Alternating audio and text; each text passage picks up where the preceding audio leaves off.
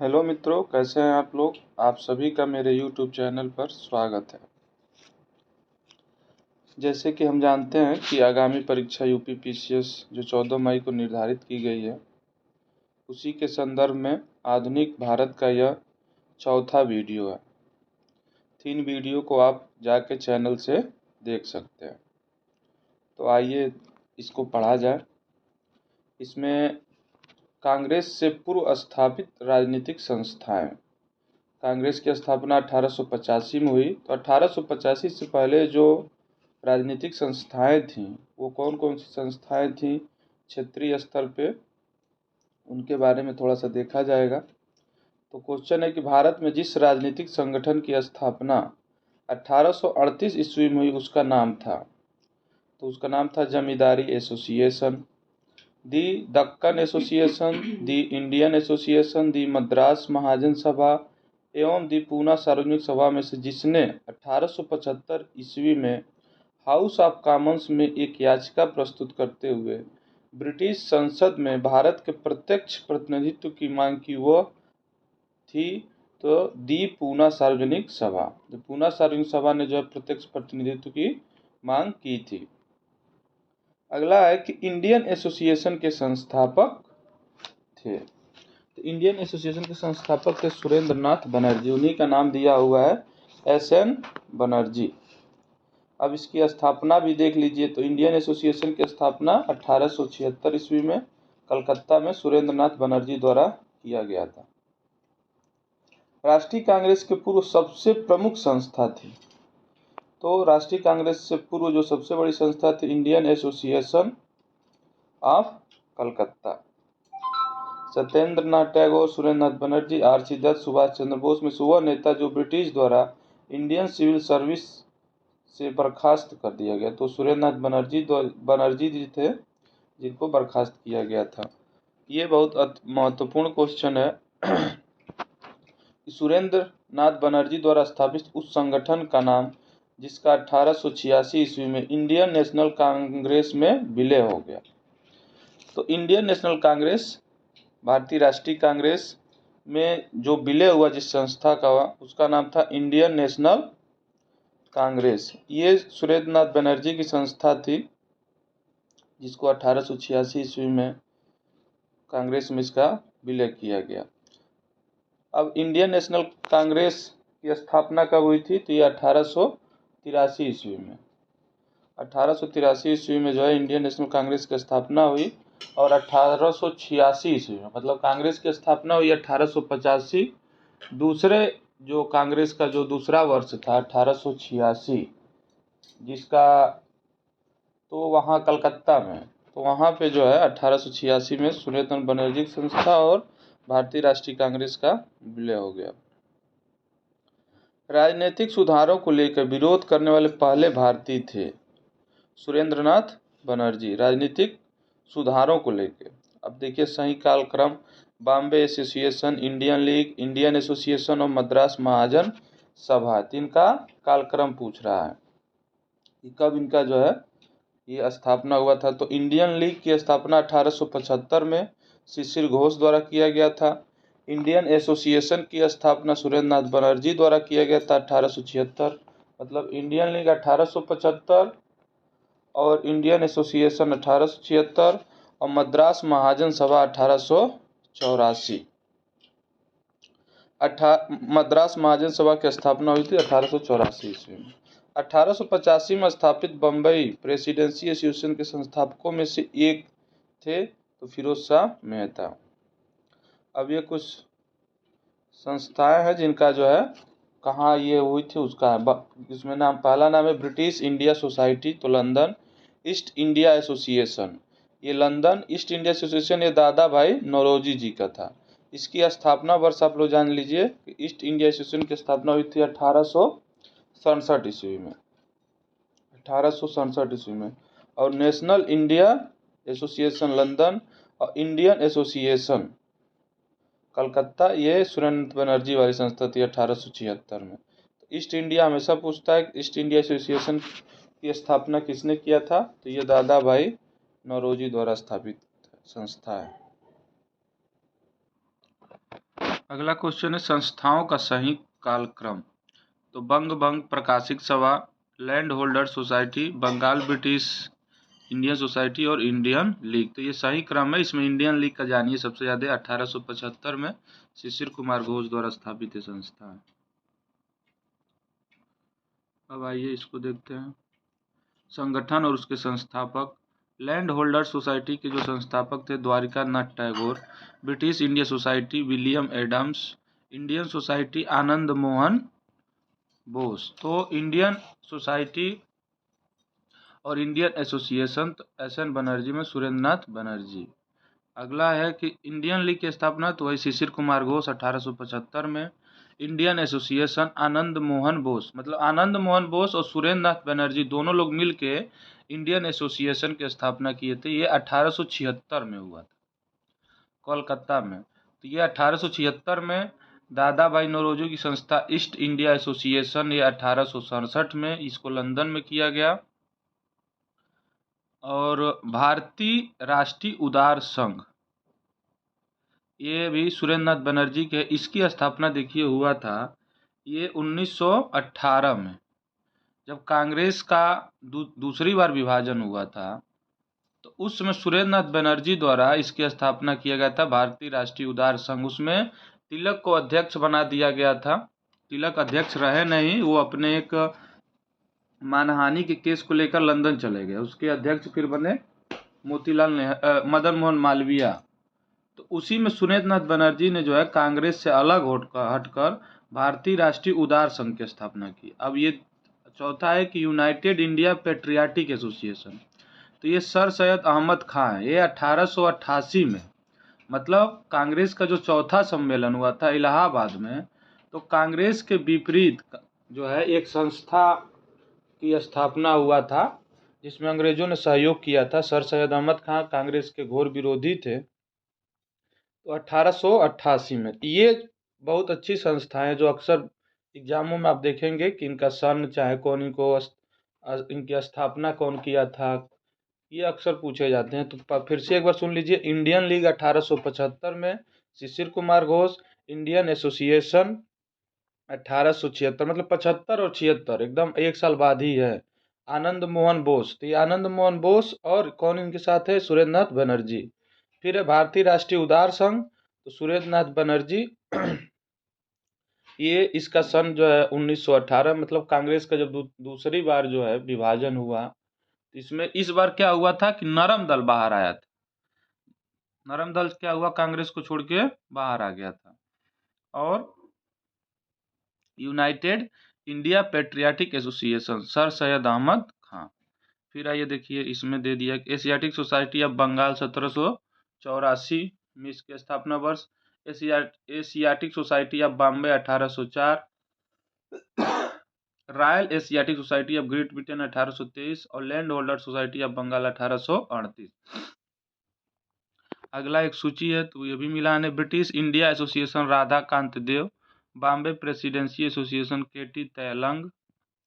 Central Mohammedan National Association Syed Amir Krishna. Servant of Indian Society, ये 1905 में गोपाल कृष्ण गोखले द्वारा किया गया था। 1905 में वो कांग्रेस के अध्यक्ष भी बने थे, तो उसी के क्रम में यह हुआ था। अब आते हैं भारतीय राष्ट्रीय कांग्रेस, जो बहुत महत्वपूर्ण है। इससे पूरे मतलब भारतीय राष्ट्रीय कांग्रेस चैप्टर से एक क्वेश्चन, एक से दो क्वेश्चन तो आना निश्चित ही रहता है। चाहे वो यूपी का कोई भी एग्जाम हो, चाहे सेंट्रल गवर्नमेंट की कोई एग्जाम हो, उसमें इससे तो एक क्वेश्चन आना ही आना है। तो आइए इसको देखते हैं। भारतीय राष्ट्रीय कांग्रेस के बारे में थोड़ा सा इसको इस पे वो करते हैं, इसके बारे में थोड़ा सा कि भारतीय राष्ट्रीय कांग्रेस की स्थापना की थी तो ए.ओ. ह्यूम ने की थी। कब की थी, तो 1885 ईस्वी में हुआ था। इसमें कई क्वेश्चन पूछे जाते हैं कि उस समय जो भारत गवर्नर जनरल थे वो कौन थे, तो लॉर्ड डफरिन थे उस समय गवर्नर जनरल। और एक ये भी क्वेश्चन पूछा जाता है कि उसमें ब्रिटेन के प्रधानमंत्री कौन थे, तो ब्रिटेन के प्रधानमंत्री थे ग्लैडस्टोन। ये मतलब ये पूछा जाता है कि जैसे भारतीय राष्ट्रीय कांग्रेस के समय ब्रिटेन के प्रधानमंत्री कौन थे, तो ग्लैडस्टोन थे। वो गोलमेज सम्मेलन के समय कौन थे, तो मैकडोनाल्ड थे। फिर जो है देश जब स्वतंत्र हुआ 1900, तो उसमें क्लेमेंट एटली थे। ऐसे ही करके पूछा जाता है। तो भारतीय राष्ट्रीय कांग्रेस की जब स्थापना हुई उसमें ब्रिटेन के प्रधानमंत्री जो थे वो ग्लैडस्टोन थे। भारत में गवर्नर जनरल थे लॉर्ड डफरिन। तो ये भी इसीलिए लाला लाजपत राय ने ये भी कहा था, एक स्टेटमेंट है लाला लाजपत राय का जो आप बहुत बार क्वेश्चन देखेंगे पूछा गया है कि मतलब कांग्रेस की स्थापना लॉर्ड डफरिन के दिमाग की उपज थी, यह कथन किसने कहा था? तो लाला लाजपत राय द्वारा यह कथन कहा गया था। कांग्रेस के बारे में एक चीज और कहा जाता है कि ये सुरक्षा वाल का सिद्धांत एक आता है कि सेफ्टी वाल थ्योरी क्या है। तो सुरक्षा वाल के सिद्धांत पक्ष या विपक्ष में अभी तक कोई अकाट्य प्रमाण प्रस्तुत नहीं किया जा सकते, इसलिए इसे पूर्ण सत्य असत्य की श्रेणी में नहीं रखा जा सकता। मतलब क्या था कि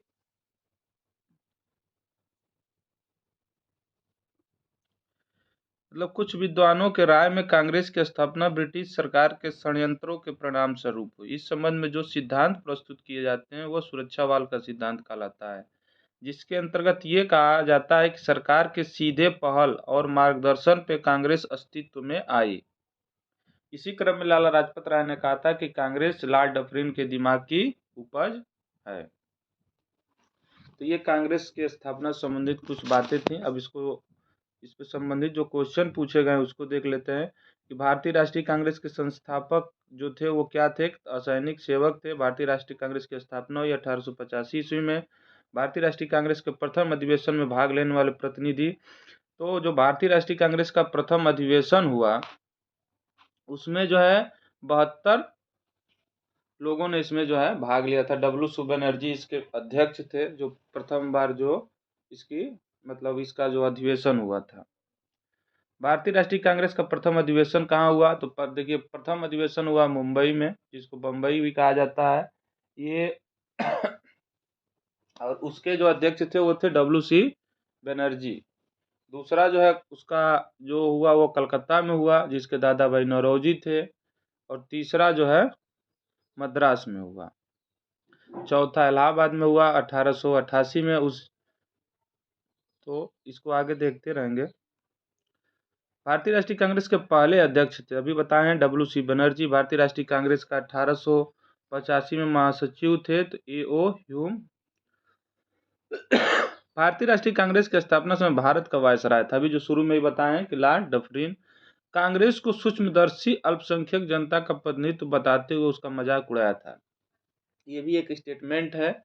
जब कांग्रेस और ब्रिटेन सरकार में जो है धीरे धीरे बातें बिगड़ने लगी, जो सुरक्षा शुरुआती समय में एक जो सेफ्टी वाल का थ्योरी दिया गया कि ब्रिटेन मतलब उस समय के जो गवर्नर जनरल थे डफरिन के ही दिमाग की उपज थी कांग्रेस, मतलब वही चाहते थे कि एक राष्ट्रीय स्तर पर एक संस्था बने।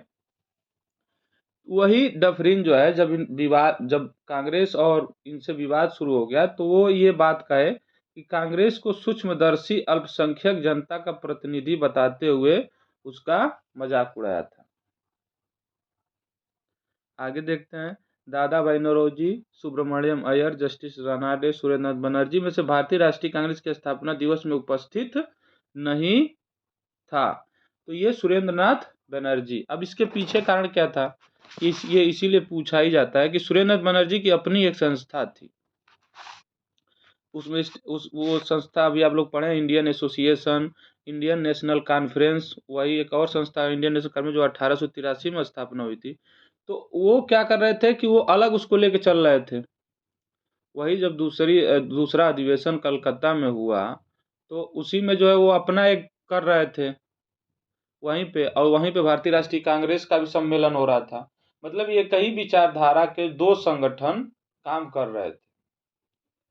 तो जब कलकत्ता में ये दोनों का अधिवेशन होता है और दोनों लोगों को किसी माध्यम से पता चलता है कि एक हमारा जो जिस विचारधारा के लिए हम अपने संगठन का निर्माण किए हैं और भारतीय राष्ट्रीय कांग्रेस भी इसी विचारधारा की है, तो सुरेंद्र नाथ बनर्जी ने अपने जो उनका संगठन था इंडियन नेशनल कॉन्फ्रेंस उसका क्या कर दिया, मर्ज कर दिया भारतीय राष्ट्रीय कांग्रेस में। इसीलिए पूछता है, यही इसका सबसे बड़ा रीजन है। भारतीय राष्ट्रीय कांग्रेस के दूसरे अधिवेशन की अध्यक्षता कौन किया था? तो दादा भाई नौरोजी। अब यहीं पे एक चीज देख लेते हैं कि दादा भाई नौरोजी जो है भारतीय राष्ट्रीय कांग्रेस के तीन सम्मेलनों के अध्यक्ष किए। जो भारतीय राष्ट्रीय कांग्रेस के वार्षिक सम्मेलन होते थे उसके 3 बार अध्यक्षता किए। एक जो है आपको 1886 में कलकत्ता में किए, दूसरा किया 1893 में लाहौर में। उसके पीछे कारण क्या था? 1893 वाले के पीछे कारण क्या था करने का? तो आपको पता होगा कि दादा भाई नौरोजी जो ब्रिटेन की कॉमन सभा थी वहां से वो सदस्य चुने गए थे। तो जब सदस्य 92 में वो चुने गए तो यहाँ पे लोगों के अंदर बहुत वो था, उत्साह था कि भाई हमारा जो व्यक्ति जो है सदस्य एक चुन लिया गया जो हमारी बातों को वहाँ पे रखेगा। तो इससे खुश होके उनको जो है 1893 में जो वार्षिक सम्मेलन हुआ कांग्रेस का उसमें उनको अध्यक्ष बना दिया गया। तो उसमें एक दो क्वेश्चन और आते हैं कि दादा भाई नौरोजी जब वहाँ ब्रिटेन कॉमन सभा से जब अध्यक्ष बने, मतलब वहाँ से जब सदस्य वो चुने गए, अध्यक्ष नहीं सदस्य चुने गए, तो वो किस पार्टी से थे? ये क्वेश्चन एक बार आया हुआ है, हम खुद एग्जाम दे रहे थे। तो उसमें 2 विकल्प रहता है, वहीं कंफ्यूजन हो जाता है। एक विकल्प होता है लेबर पार्टी, दूसरा होता है लिबरल पार्टी। अब दोनों यल से शुरू होते हैं या लॉ से शुरू होते हैं, तो इसलिए आप इसको विशेष ध्यान दीजिए कि वो लिबरल पार्टी से थे, लेबर पार्टी से नहीं। इसको अगर याद करना है तो एक ये भी आप बना सकते हैं कंसेप्ट कि दादा भाई नौरोजी क्या थे? उदारवादी थे, इसीलिए वो लिबरल पार्टी से भी थे। तो इससे आप भूलेंगे नहीं, क्योंकि विकल्प जब आता है लेबर और लिबरल तो कंफ्यूजन हो जाता है। तो वहाँ 2 क्वेश्चन, एक क्वेश्चन ये हो गया कि लिबरल पार्टी से चुने गए और सेंट्रल फिन्सबरी जो है कि से उनका जो है चयन हुआ था उस स्थान से। 1893 और किस चीज़ के लिए फेमस है? 2-3 1893 कई चीज़ों के लिए फेमस है। एक कि गांधी जी 1893 में दक्षिण अफ्रीका गए, विवेकानंद जी शिकागो गए भाषण देने के लिए, हिंदू जो वहाँ अपने विचारों को रखने के लिए, और एनी बेसेंट जो है 1893 में ही भारत आई थी। तो ये 4 चीज़ें हो गई, एनी बेसेंट का भारत आना, विवेकानंद जी का शिकागो जाना, गांधी जी का दक्षिण अफ्रीका जाना, और दादा भाई नौरोजी का 92 में ब्रिटिश कॉमन सभा से सदस्य चुना जाना लिबरल पार्टी से। तो दादा भाई नौरोजी हो गए 1886, 1893 और जो है 1906, ये कलकत्ता से। आगे बताएंगे कि 1906 में जो है इनका चुनाव कैसे हुआ, यह भी एक बहुत ही रोचक चीज़ है, तो आगे आप लोगों को बताएंगे। कांग्रेस के लिए समर्थन प्राप्त करने के 1889 में एक समिति स्थापित की, उस समिति का सभापति थे तो विलियम डिग्बी। भारतीय राष्ट्रीय कांग्रेस के सर्वप्रथम मुस्लिम अध्यक्ष बने तो बदरुद्दीन तैयबजी, जो तीसरे सम्मेलन में जो है मद्रास में जो तीसरा सम्मेलन, पहला मुंबई, कलकत्ता और मद्रास, ये 3 प्रेसिडेंसियां थी उस समय की अंग्रेजों की, मुंबई, कलकत्ता और मद्रास, तीनों में इसी क्रम से हुआ। तो बदरुद्दीन तैयबजी थी तैयबजी। भारतीय राष्ट्रीय कांग्रेस के प्रथम निर्वाचित यूरोपीय अध्यक्ष तो जॉर्ज यूले। फिरोज शाह मेहता, हकीम अजमल खान, खान बहादुर, गफ्फार खान, सर सैयद अहमद में से जो भारतीय राष्ट्रीय कांग्रेस से कभी संबंध नहीं रहा तो वही सर सैयद अहमद खान। इनको जो है अंग्रेजों ने, ये कांग्रेस के घोर विरोधी थे। 1888 में ये खुद अपनी एक संस्था बनाते हैं, वो है पेट्रियाट के नाम से है, पेट्रियाट संस्था है, जो इलाहाबाद में जब कांग्रेस का सम्मेलन होता है उसी समय ये भी बनाते हैं। लाला लाजपत राय, एनी बेसेंट, मोतीलाल नेहरू, बाल गंगाधर तिलक में से वो जो भारतीय राष्ट्रीय कांग्रेस का अध्यक्ष कभी नहीं चुना गया, तो ये बाल गंगाधर तिलक हैं। ये भारतीय राष्ट्रीय कांग्रेस के लिए दुर्भाग्य भी हम मानते हैं अपने लिए कि इतने अच्छे विचारधारा के और इतने मतलब प्रबुद्ध व्यक्ति जो है कभी कांग्रेस के अध्यक्ष नहीं बने, जबकि एक बार तो इनका चयन हुआ भी। इनका चयन एक बार हुआ, कब? 1918 में ये कांग्रेस के अध्यक्ष बने, लेकिन इनके ऊपर जो है एक मानहानि का केस लगा हुआ था जिसके लिए इनको ब्रिटेन जाना पड़ा। तो ये ब्रिटेन चले गए, इसके वजह से जो है उसके अध्यक्ष मदन मोहन मालवीय हुए और उस अध्यक्ष बनने के कारण सुरेंद्र नाथ बनर्जी क्या हुए, कांग्रेस से अलग होकर एक उदारवादी संगठन बनाए थे। लाल बाल और पाल त्रिगुट का वह व्यक्ति जो भारतीय राष्ट्रीय कांग्रेस का अध्यक्ष हुआ तो लाला लाजपत राय। ये कांग्रेस का जो विशेष अधिवेशन होता था, कभी कभी जैसे इनका हमेशा जो वार्षिक अधिवेशन होता था वो दिसंबर में होता था। इससे पहले अगर महीने में कभी कोई सम्मेलन होता था तो उसको वार्षिक मतलब विशेष अधिवेशन कहा जाता था। तो उसमें एक बार लाला लाजपत राय हुए थे। अब आते हैं वो अधिवेशन, हाँ, सुचेता कृपलानी, अरुणा असफ अली, एनी बेसेंट और विजय लक्ष्मी पंडित में से भारतीय राष्ट्रीय कांग्रेस के अध्यक्ष रहीं तो एनी बेसेंट। देखिए वीडियो को लाइक और सब्सक्राइब भी करते रहिए, थोड़ा सा उत्साह हमारा भी बना रहेगा। देखिए ये जो क्वेश्चन है इसमें यहाँ पे हम 3 क्वेश्चन बताते हैं। कह रहा है कि सुचेता कृपलानी, अरोड़ा असफ अली, एनी बेसेंट तथा विजय लक्ष्मी पंडित में से भारतीय कांग्रेस की अध्यक्ष रही। मतलब ऐसी महिला जो भारतीय राष्ट्रीय कांग्रेस की प्रथम अध्यक्ष बनी तो वो एनी बेसेंट जी थी। ये कब बनी थी तो 1917 में कलकत्ता में जब अधिवेशन हुआ तो एनी बेसेंट जी जो है क्या हुआ, अध्यक्ष बनी। तो अब ये क्वेश्चन यहीं पे 3 क्वेश्चन आते हैं कि और कौन कौन बना महिला में, प्रथम भारतीय महिला कौन बना। तो यहीं इसको सॉल्व कर लेते हैं कि सरोजनी नायडू जो थी वो भारत की थी। तो ये क्वेश्चन ये भी बनेगा कि जब वो बनी तो ये क्वेश्चन आता है कि कांग्रेस की भारतीय जो पहली जो है अध्यक्ष कौन बनी। आगे क्वेश्चन है भी कि कांग्रेस की प्रथम भारतीय महिला अध्यक्ष सरोजनी नायडू। अब ये कब बनी तो ये 1925 में कानपुर का अधिवेशन हुआ। 1924 में गांधी जी बेलगांव के अधिवेशन की अध्यक्षता की थी। उसके बाद 25 में सरोजनी नायडू को बनाया गया। और तीसरी महिला थी जो नलिनी सेन गुप्ता, जो 1933 में बनी कलकत्ता में। अब देखिए इसको याद भी कैसे करना है। पहला एनी बेसेंट हो गई 1917 में, 1917 में एनी बेसेंट हो गई और सरोजनी नायडू हो गई 25 में और हो गई नलिनी सेन गुप्ता ये 33 में, ये 33 में हो गई और ये 17। जब आप देखेंगे कि इनके बीच का अंतर, इनके बीच का जो अंतर आता है वो आता है 8। मतलब अगर 17 में 8 जोड़ेंगे तो कितना हो जाएगा, 8 2 10 25 और 25 में 8 जोड़ेंगे तो 33। तो ये याद करने का अगर आप एक याद कर लेते हैं एनी बेसेंट का भी कि 1917 में एनी बेसेंट जो है कलकत्ता से जो है पहली अध्यक्ष महिला अध्यक्ष चुनी गई। तो उसमें अगर आप 8-8 जोड़ते जाते हैं कि 17 8 25 25 8 33 तो तीनों महिलाएं जो भारतीय राष्ट्रीय कांग्रेस की अध्यक्ष बनी, तीनों का आपको जो और ये आता है कि सरोजनी नायडू कब बनी, कहाँ से बनी तो कानपुर से। अच्छा इसमें 2 कलकत्ता में है तो एक कलकत्ता फिर कानपुर फिर कलकत्ता, तो ऐसे भी याद कर सकते हैं। तो 17 में बनी जो है एनी बेसेंट, 25 में बनी सरोजनी नायडू और फिर 33 में बनी नलिनी सेन गुप्ता। कानपुर से सरोजनी नायडू बनी और कलकत्ता से ये दोनों लोग बनी। तो ऐसे आप लोग इसको याद कर सकते हैं।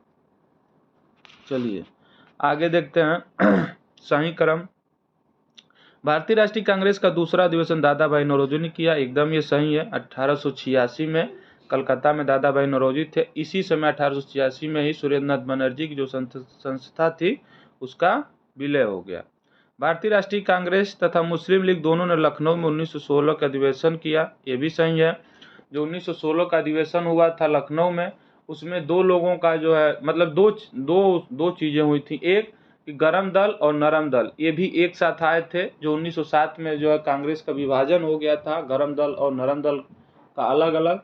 और दूसरा कि हिंदू संगठन और मुस्लिम संगठन, मतलब भारतीय राष्ट्रीय कांग्रेस और मुस्लिम लीग दोनों भी जो है एक साथ आ गई थी 1916 के लखनऊ अधिवेशन में। तो ये सही है। अब कह रहे भारतीय राष्ट्रीय कांग्रेस का 27वां अधिवेशन बांकीपुर में हुआ था। भारतीय राष्ट्रीय का वो अधिवेशन जिसमें बाल गंगाधर तिलक ने अभिव्यक्त किया था कि स्वराज मेरा जन्मसिद्ध अधिकार है, मैं उसे लेकर रहूंगा।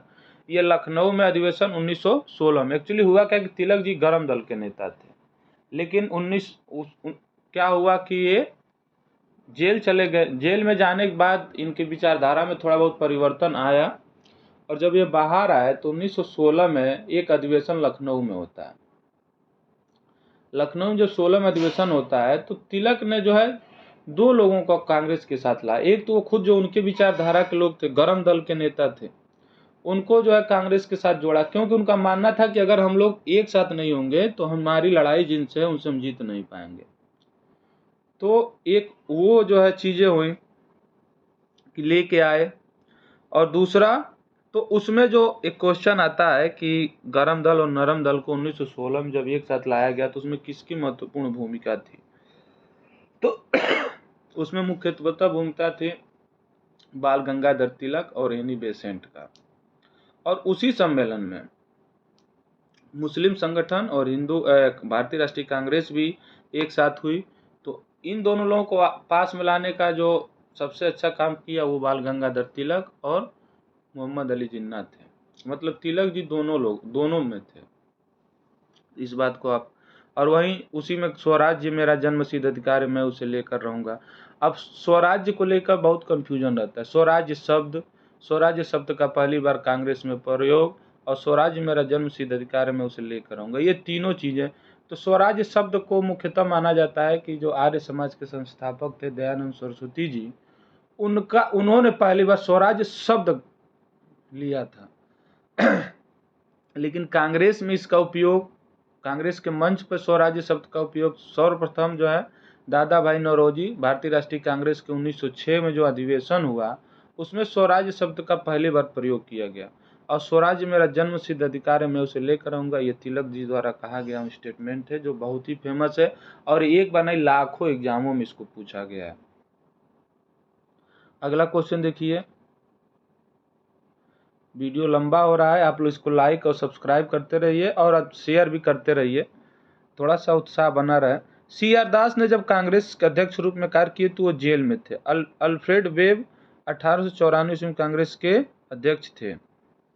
देखिए CR दास जो है, इनको लेके जो है थोड़ा सा हम लोग देख लेते हैं। CR दास 1921 में पहली बार अध्यक्ष बनाए जाते हैं अहमदाबाद में, जब कांग्रेस का सम्मेलन होता है। तो 1920 में असहयोग आंदोलन शुरू हुआ। तो असहयोग आंदोलन के अंतर्गत क्या हुआ कि जितने भी उस समय के राष्ट्रवादी नेता थे सबको क्या किया गया, सबको जेल में डाल दिया गया। तो चित्तरंजन दास भी जेल में चले गए। अब जेल में चले गए तो अब 1921 में तो अध्यक्ष बने, लेकिन वो अध्यक्ष का काम नहीं किया। तो अध्यक्ष उस, अब ये क्वेश्चन आता है, ये क्वेश्चन कई बार आया है कि जब CR दास अध्यक्ष नहीं थे, मतलब जेल में थे, तो उनके जगह पर अध्यक्षता किसने की? तो अध्यक्षता की थी हकीम अजमल खान ने। अध्यक्षता कौन किया था? हकीम अजमल खान ने। और एक और बहुत महत्वपूर्ण चीज है कि जो उनके पत्र को कौन पढ़ा था, जो अध्यक्षीय पत्र होता है उसको पढ़ा कौन था? तो पत्र को पढ़ा था सरोजनी नायडू ने। तो आप देख लीजिए CR दास से दो मतलब सम्मेलन जुड़ा हुआ, एक 1921 अहमदाबाद और एक 1922 गया में, वो उसके अध्यक्षता किए थे। फिर 1923 के अध्यक्षता के लिए भी वो प्रयासरत थे, लेकिन किन्हीं कारणों से जो है नहीं संबंध वो चल पाया, विचारधारा को लेकर कुछ डिस्प्यूट हो गया, जिससे वो क्या किए, कांग्रेस को छोड़ दिए और अपना एक पार्टी बनाया, स्वराज पार्टी। मोतीलाल नेहरू और CR दास ने मिलकर 1923 में स्वराज पार्टी का गठन किया। ये बहुत बार क्वेश्चन पूछा गया है कि स्वराज पार्टी का गठन कब किया गया, किस सन में किया गया? तो 1923 में मोतीलाल नेहरू और चित्तरंजन दास द्वारा मिलकर किया गया। तो देखिए भारतीय राष्ट्रीय कांग्रेस में दो, मतलब एक ये हो गया और स्वराज पार्टी का गठन, एक अभी आप पढ़ेंगे 1918 में सुना बनर्जी द्वारा जो है एक लिबरल पार्टी का गठन किया गया, उदारवादी, तिलक के अध्यक्ष बनाने की वजह से। तो ये हो जाएगा। और आगे अभी आपको पढ़ाया जाएगा कि एक जो है सोशलिस्ट पार्टी की भी स्थापना की गई, जब राजेंद्र बाबू जब अध्यक्ष थे तब जो उसमें तब उस समय जो है एक संगठन बना था, उसको आगे देखा जाएगा। कांग्रेस आंदोलन न तो लोगों द्वारा प्रेरित था और न ही उसे उनके द्वारा सोचा या योजनाबद्ध किया गया था। ये कौन कहा था? तो सर सैयद अहमद खान ने ये बात कही थी कि कांग्रेस आंदोलन न तो लोगों द्वारा प्रेरित था और न ही ये उनके सोच या योजनाबद्ध किया गया था। ये किसने कहा था? तो एक 2-3 स्टेटमेंट और हैं, उसको आप लोग देख लीजिए किसने क्या कहा था। एक स्टेटमेंट है कि कांग्रेस के लोग पदों के भूखे हैं। ये किसने कहा था? तो ये बंकिम चंद्र चटर्जी ने कहा था।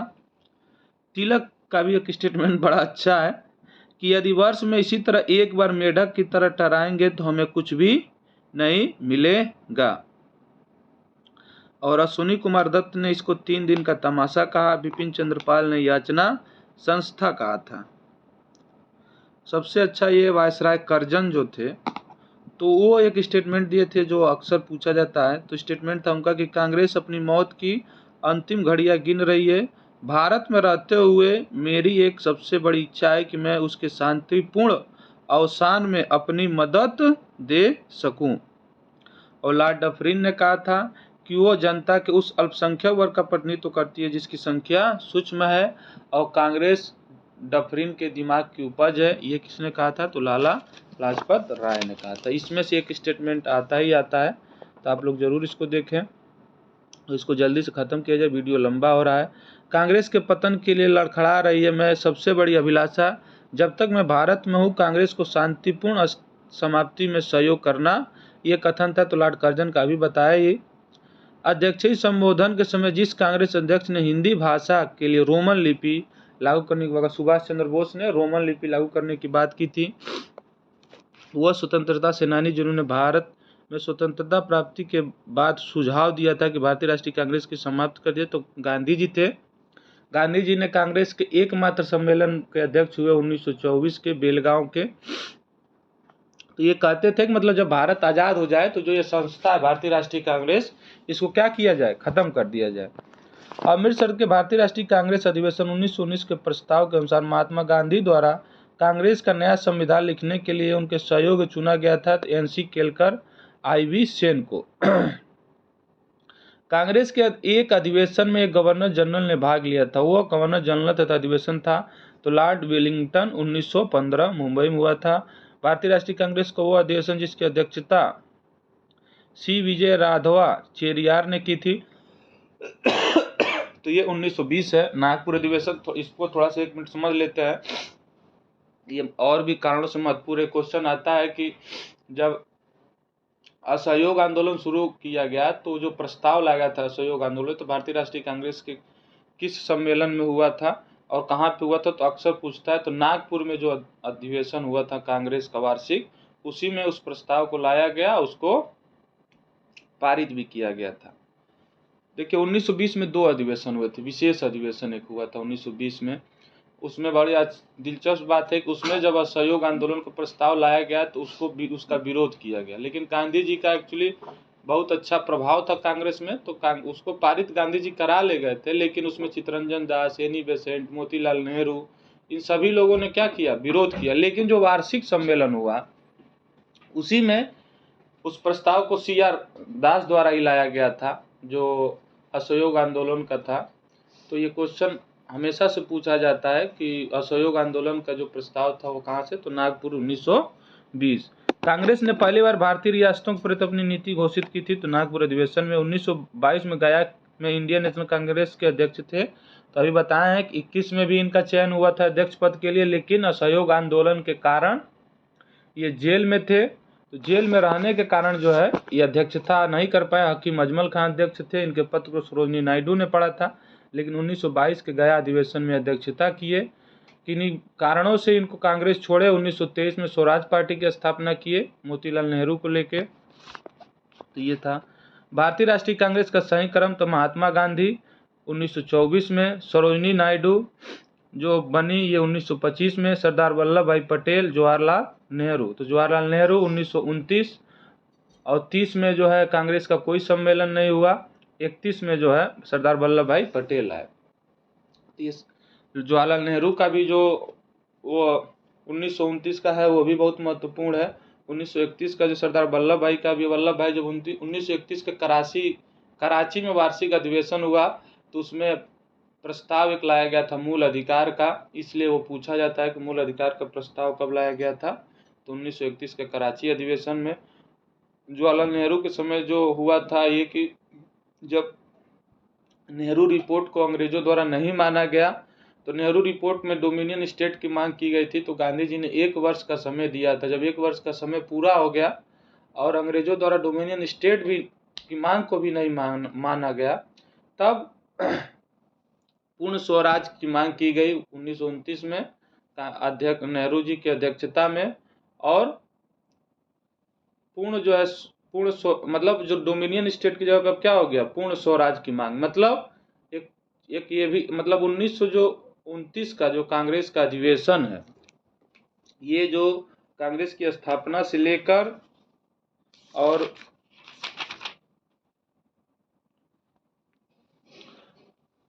1929 के अधिवेशन को, जिसे भारतीय राष्ट्रीय आंदोलन के इतिहास में महान विभाजक रेखा भी माना जाता है, क्योंकि इस अधिवेशन में पूर्ण स्वराज की मांग की गई और 26 जनवरी 1930 को भारत की पहली पूर्ण स्वाधीनता दिवस मनाया गया।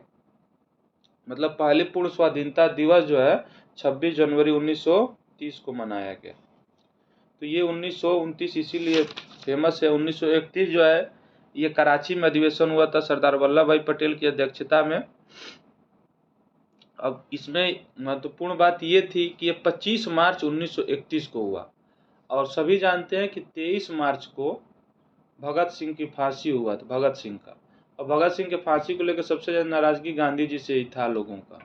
उस समय देश में माहौल भी अलग था, तो कांग्रेस के अंदर भी इसका विरोध चल रहा था। तो गांधी जी ने एक स्टेटमेंट दिया था। ये स्टेटमेंट अक्सर पूछा जाता है कि किस अधिवेशन में वो कहे थे।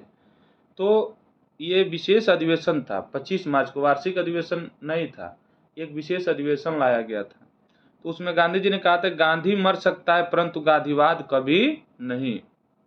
गांधी जी ने कहा था कि गांधी को मार सकते हो, क्योंकि जब इनका विरोध होने लगा लोगों को लगा कि गांधी जी ने सही वो नहीं लाया जिससे भगत सिंह की फांसी रुक पाए। तो गांधी जी ने कहा कि गांधी मर सकता है परंतु गांधीवाद कभी नहीं। इसी में एक जो है फंडामेंटल राइट से संबंधित प्रस्ताव लाया गया और इसके अतिरिक्त एक प्रस्ताव आर्थिक राष्ट्रीय नीति से भी संबंधित लाया गया था। वीडियो लंबा हो रहा है बहुत, आप लोग वीडियो को लाइक और सब्सक्राइब करते रहिए, शेयर भी करते रहिए। भारतीय राष्ट्रीय कांग्रेस का एकमात्र अधिवेशन जिसकी अध्यक्षता महात्मा गांधी द्वारा किया गया, तो बता चुके हैं 1924 बेलगांव अधिवेशन, इसको देख लेते हैं। मोतीलाल नेहरू 1919, सरोजिनी नायडू 1925, राजेंद्र प्रसाद 1934, अबुल कलाम आजाद 1940। अब इसी संबंधित में एक और आप लोग देख लीजिए। ये बहुत बार पूछा गया कि कांग्रेस के सबसे लंबे समय तक कौन अध्यक्ष बने रहे, तो एक संयोगी था और सबसे युवा अध्यक्ष भी अबुल कलाम आजाद थे, जो 1940 में पहली बार बने और 1940 से लेकर और 1945 तक ये अध्यक्ष बने ही रह गए, क्योंकि उस समय क्या हुआ था, द्वितीय विश्व युद्ध शुरू हो गया, जिसके कारण से वार्षिक अधिवेशन बंद हो गए कांग्रेस के। तो ये लगातार 5 साल बने ही रह गए। भारतीय राष्ट्रीय कांग्रेस था वो अधिवेशन जिसमें जवाहरलाल नेहरू ने समाजवाद को भारत की समस्याओं को हल करने की पूंजी बताई। तो लखनऊ अधिवेशन। 1938 में भारतीय राष्ट्रीय कांग्रेस के हरिपुरा अधिवेशन की अध्यक्षता कौन किया था, तो सुभाष चंद्र बोस ने 1938 1939 दोनों का अध्यक्ष किया था, अध्यक्ष बने थे। अब ये देखिए कांग्रेस के अध्यक्ष के.एम. अंसारी मद्रास, पुरुषोत्तम दास टंडन नासिक, सरोजिनी नायडू कानपुर, सुभाष चंद्र बोस हरिपुरा। लगातार 6 वर्षों तक भारतीय राष्ट्रीय कांग्रेस के अध्यक्ष बने रहे अबुल कलाम आजाद। जब भारत स्वतंत्र हुआ उस समय कांग्रेस के अध्यक्ष थे, ये भी बहुत बार पूछा गया, जे.बी. कृपलानी। जन गण मन पहली बार गाया गया तो 1911 के कलकत्ता अधिवेशन में पहली बार जन गण मन गाया गया। इसके अध्यक्ष जो है रहीमतुल्लाह सयानी थे। भारतीय राष्ट्रीय कांग्रेस का अंतिम अधिवेशन जिसमें बाल गंगाधर तिलक ने भाग लिया, तो अमृतसर का अधिवेशन था 1919 का। ये भारतीय राष्ट्रीय कांग्रेस के जो अति महत्वपूर्ण क्वेश्चन थे उस पर लगभग चर्चा हो गया, इससे बाहर नहीं आता है। अब आइए कांग्रेस के गर्म दल और नरम दल। गर्म दल और नरम दल का मतलब विचारधारा से है। जो गर्म विचारधारा के थे लोग वो गर्म दल कहलाए, जो नरम विचारधारा के लोग थे, लिबरल थे, वो नरम दल कहलाए। कांग्रेस के नरम दल के नेताओं के आंदोलन की पद्धति थी, मतलब जो नरम दल के नेता थे उनके आंदोलन की पद्धति क्या थी, तो वो पद्धति थी राजा वो मैं बद्ध आंदोलन। वो आंदोलन जिसके कारण भारतीय राष्ट्रीय कांग्रेस का विभाजन हुआ और परिणाम स्वरूप नरम दल और गर्म दल का उद्भव हुआ, तो स्वदेशी आंदोलन। देखिए दोनों चीजें पूछ रहा है। वो आंदोलन जिसके कारण भारतीय राष्ट्रीय कांग्रेस का विभाजन हुआ और परिणाम स्वरूप नरम दल और गर्म दल का उद्भव हुआ। तो जो स्वदेशी आंदोलन चल रहा था, बंगाल विभाजन का देखिए एक डेट पूछता है कि किस डेट में, एक पूरेट डेट, तो 16 अक्टूबर 1905 में बंगाल का विभाजन होता है। तो बंगाल के विभाजन के विरोध में एक आंदोलन चलता है, स्वदेशी आंदोलन।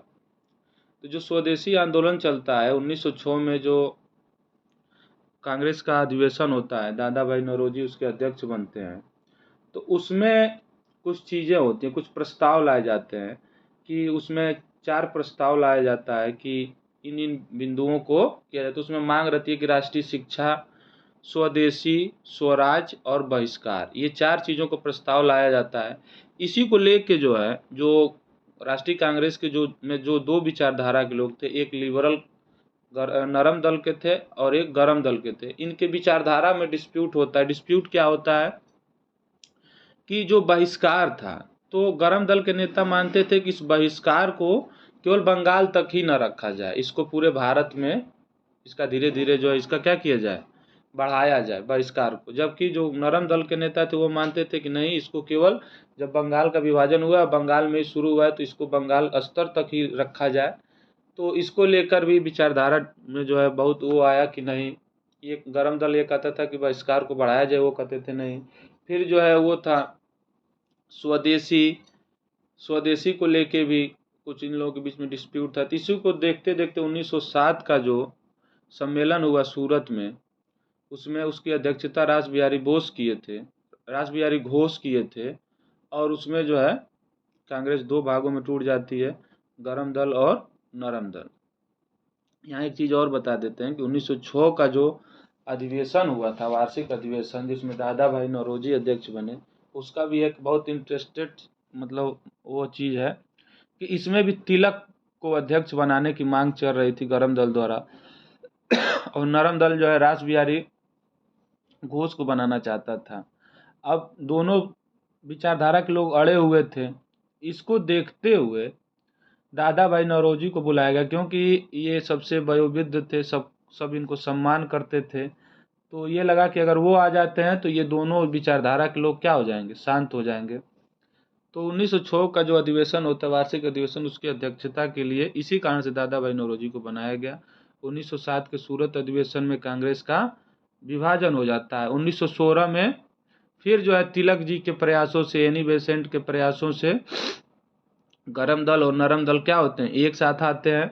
लेकिन 16 में होता है, फिर 17 और 18 में फिर से क्या हो जाता है, गरम दल इस बार जो है क्या होता है, नरम दल सूर्यनाथ बनर्जी का जो गुट था वो बाहर हो जाता है। तो यही है। अधिकतर नरमपंथी नेता क्या थे, शहरी क्षेत्र से। 1904 में लगातार भारत को स्वशासन देने पर बल दिया दादा भाई नौरोजी ने। बाल गंगाधर तिलक, मदन लाल, उधम सिंह, गोपाल कृष्ण गोखले में उग्रपंथी नहीं थे, तो गोपाल कृष्ण गोखले जो है 1905 के अधिवेशन में वार्षिक अधिवेशन की अध्यक्षता किए थे। एक स्थापना किए थे सर्वेंट ऑफ इंडियन सोसाइटी की। भारतीय राष्ट्रीय कांग्रेस पर प्रार्थना याचना विरोध की राजनीति करने का आरोप लगाया, तो बाल गंगाधर तिलक। कांग्रेस की प्रार्थना याचना की नीति अंतोगत व समाप्त हो गई बाल गंगा तिलक के नेतृत्व में। भारतीय राष्ट्रीय आंदोलन गर्मपंथियों का प्रभावाधीन आया 1906 के बाद। अरविंद घोष, दादा भाई नौरोजी, गोखले, एस.एन. बनर्जी में से कांग्रेस के गरम दल से संबंधित थे, तो अरविंद घोष। लाल बाल पाल। राष्ट्रीय आंदोलन में बाल गंगाधर तिलक, दादा भाई नौरोजी, एम.सी. रनाडे, गोपाल कृष्ण गोखले में से नरम दली के तौर पर नहीं जाना जाता, तो बाल गंगाधर तिलक सब जानते हैं। शेरे पंजाब के नाम से मशहूर लाला लाजपत राय। फिरोज शाह मेहता, दादा भाई नौरोजी, गोपाल सिंह कोटले, लाला लाजपत राय। भारतीय राष्ट्रीय कांग्रेस उदारवादियों से जुड़ा नहीं था, तो लाला लाजपत राय। लाल यही थे, बाल और लाल बाल पाल। लाला लाजपत राय ने अपने राजनीतिक गुरु माना था तो मेंजनी को। गोपाल कृष्ण गोखले, तिलक, एओहुम और मदन मोहन मालवीय में मध्यम मार्गी नहीं था, तो मध्यम मार्गी बाल गंगाधर तिलक नहीं थे। स्वदेशी के समर्थक थे अरविंद घोष। भारतीय अशांति के जनक के रूप में जाने जाते हैं। तो ये देखिए, ये किताब भी गलत छापते हैं सब। इनको कहा गया था और इसी का केस लड़ने के लिए, मानहानि का केस लड़ने के लिए ये क्या हुए थे, 1918 में ब्रिटेन गए थे। तिलक को जो है एक अंग्रेजी जो है वो थे, वो कहे थे इनको भारतीय अशांति के जनक। तो भारतीय अशांति के जनक के रूप में जाना जाता है। ये क्वेश्चन मतलब ऐसा स्टेटमेंट लिखता है कि जैसे लगता है कि ये भारतीय अशांति के जनक। इसमें ये लिखना चाहिए कि किसने यह कहा था तिलक को यह किसने कहा था, और इसी का केस लड़ने तिलक जी गए थे ब्रिटेन। तो ये वैलेंटाइन सिराल था, इसने जो है इनको कहा था कि उन्हें भारतीय अशांति का जनक कहा गया, और इसी के लिए वो तिलक जी केस लड़ने के लिए गए भी। और यह बाल गंगाधर तिलक को सजा के पश्चात जिसने दया की वकालत की और कहा कि संस्कृत के एक विद्वान के रूप में तिलक में मेरी दिलचस्पी है, तो मैक्स मुलर ने जो है तिलक के सजा के पश्चात जिसने दया की वकालत की थी। 1908 में 6 वर्ष की कारावास की सजा स्वतंत्रता संग्राम में जिस उग्रवादी नेता को दी गई वो थे तो बाल गंगाधर तिलक। देखिए 1908 में इनका जो है 6 वर्ष के लिए जेल जाते हैं। तो 6 वर्ष मतलब कितना हो गया, 8 और 6 14 में यही बाहर आते हैं। तो फिर जो कांग्रेस का सम्मेलन 1916 में होता है, तो गरम दल और नरम दल के एक पास लेके आते हैं। भारत के स्वतंत्रता आंदोलन के प्रारंभिक दौर में उग्रवादी विचारधारा को निरूपित करते हैं। संवैधानिक साधनों एवं याचिकाओं के स्थान पर आक्रामक साधनों से स्वशासन प्राप्त, मतलब जो उग्रवादी विचारधारा के लोग थे वो मानते थे कि जो नरम दल के विचारक लोग वो संवैधानिक तरीके से चलना चाहते थे, लेकिन जो गरम विचारधारा थे वो आक्रामक थे और आक्रामक साधनों से स्वशासन प्राप्त करना चाहते थे। भारतीय मुसलमान सामान्य रूप से उग्रवादी आंदोलन की ओर आकर्षित नहीं। इसका कारण क्या था, तो उग्रवादियों की हिंदू अतीत का राग अलापने की नीति। बाल गंगाधर तिलक सांप्रदायिकतावादी थे। उन्होंने धर्म का राजनीतिक अस्त्र में प्रयोग किया था, ये गलत है। सही, उन्होंने धर्म का राजनीतिक अस्त्र में प्रयोग किया था। महाराष्ट्र में गणपति पर्व का श्री गणेश किया था, तो बाल गंगाधर तिलक ने किया था। वो व्यक्ति जिसने महाराष्ट्र में गणपति उत्सव का ऐसा कायाकल्प किया कि वो एक राष्ट्रीय उत्सव हो गया, तो तिलक जी थे। वो मुसलमान जिसने महात्मा गांधी के साथ बाल गंगाधर तिलक की अर्थी उठाई थी, तो शौकत अली। अब ये खत्म हुआ। अब नया टॉपिक है भारत में क्रांतिकारी आंदोलन। क्रांतिकारियों के गुप्त समाज अभिनव भारत का गठन किया था वीडी सावरकर ने। 1905 में क्रांतिकारी संगठन अभिनव भारत संगठित किया गया महाराष्ट्र में। मित्र मेला संघ को शुरू किया गया विनय दामोदर सावरकर द्वारा। वीडी सावरकर के बारे में सही कथन है, उन्होंने अभिनव भारत नामक क्रांतिकारी संगठन की स्थापना की। भारतीय राष्ट्रवादियों को प्रेरित करने के उद्देश्य से उन्होंने मैजनी की जीवनी लिखी। उन्होंने भारत को स्वतंत्रता संग्राम 1857 नामक पुस्तक लिखी, ये भी सही है। 1857 के विद्रोह का एक राष्ट्रवादी दृष्टिकोण प्रदान करती है, सही बात है। ब्रिटिश कैद से मुक्त होने के लिए वह एक चलते जहाज से कूद पड़े, ये भी सही है। हेडगवार